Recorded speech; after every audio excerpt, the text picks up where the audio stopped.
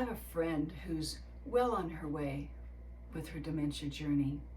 And while Jim is totally unaware of any kind of cognitive shift, she's very aware of what's happening and so willing to share with me and providing me some rich information that I think is so valuable.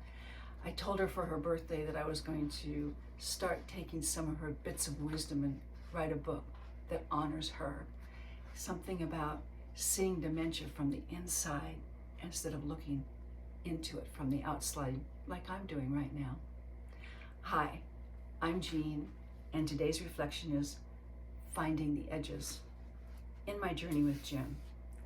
I've come to a new place in this journey with Jim and am totally surprised to find myself feeling comfortable, even content. I'd assumed our path would be an endless maze of good moments with sharp corners, dead ends, and ongoing challenges. But I bumped into a sweet spot, and wondering what had changed, I realize I've made friends with the edges I found in the realm.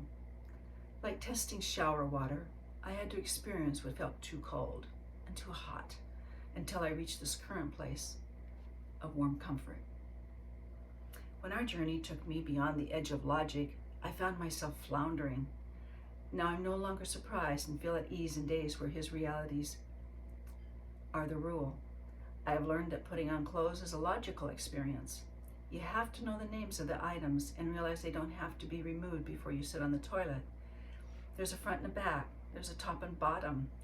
I'm at peace with what's become the gentle flow of trial and error, which has replaced the logic of dressing. The edge of time makes hurry, things to do, and previously made plans stressful. Walking Jim into the shower is no longer a task to be completed. It's a slow unfolding when he stops to look at the sliding door to check for squirrels, then stops again at the bathroom door to rearrange the clothes he's going to be taking off in another couple of steps. It's waiting in the pool of time when he notices a dry spot on his chest after taking off his shirt. It's being present in the moment. The edge of family traditions and get-togethers has melted away. As our days became unpredictable, the effort of creating events didn't make sense when Jim felt overwhelmed by them. Before arriving in the realm, I'd have thought this would be right up there with losing a puppy, but it slipped away like spring into summer. What I needed back then doesn't nurture me as much as feeling the flexibility of every day with no pressure to accomplish anything. So it's not a loss as much as a trade that's more comfortable. Rather than doing, this is a time of just being.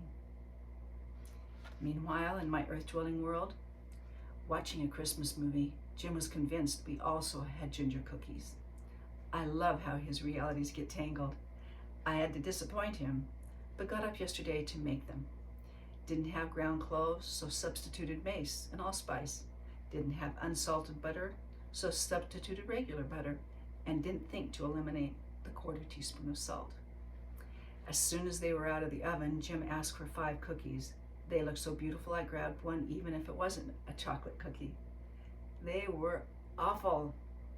I had a hard time swallowing my one and only bite, while Jim gamely ate all of his cookies. Way too much salt, and I can now verify mace and allspice cannot replace cloves.